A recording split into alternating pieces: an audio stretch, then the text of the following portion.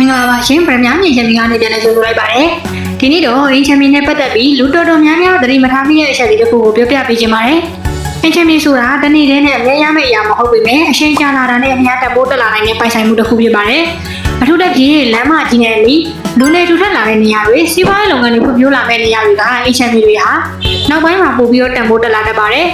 အချို့လူတွေကအခုမဝယ်နိုင်သေးဘူးဆိုပြီးတော့စောင့်နေကြပြီမဲ့အင်ချန်ပီကတော့အချိန်နဲ့မျှဈေးတက်သွားတဲ့အတွက်ကြောင့်မလို့ဝယ်ယူဖို့စဉ်းစားနေတဲ့သူတွေအနေနဲ့ကိုယ့်ဘက်ဂျက်နဲ့ကိုက်ညီတဲ့နေရာလေးတွေကိုစောစောလေးလာထားတာရင်းရေးကြည့်ပါရရှင်။အိမ်ဝင်မလားရှောင်ဝင်မလားဆိုတာထက်ဘယ်နေရာကိုရွေးမလဲဆိုတာကပိုရေးကြည့်ပါတယ်။ရေမင်းအစုံရှိမရှိလမ်းမဆက်တွေကောင်းမကောင်းစားရတာနဲ့မှန်မှန်မှုရှိမရှိတွေကိုသိချစစ်ဆေးဖို့လိုပါတယ်။အဲ့ဒီအချက်တွေကနောက်တစ်ချိန်ပြန်ရောက်ဝင်ငားမယ်ဆိုတဲ့အချိန်မှာအရင်ကြိုရှိလာတာပါ။နောက်တစ်ခုကအင်ချန်ပီဝယ်တာဟာကိုယ့်အတွက်ပဲမဟုတ်ဘဲနဲ့မိသားစုနာကအတွက်ရင်းနှီးမြှုပ်နှံထားတာလည်းဖြစ်ပါတယ်။ကိုယ့်သားသမီးတွေအတွက်အမွေအနှစ်တစ်ခုလိုကြံ့ရည်နိုင်တယ်လို့စီးပွားရေးတန်ဖိုးလည်းရှိနေတဲ့အရာတစ်ခုဖြစ်ပါတယ်ရှင်။ဒါကြောင့်အင်ချန်ပီဝယ်လို့မယ်ဆိုရင်ဈေးသက်တာတစ်ခုလည်းမကြည့်ဘဲနဲ့နေရာကောင်းစားရတာနဲ့မှန်ကန်မှု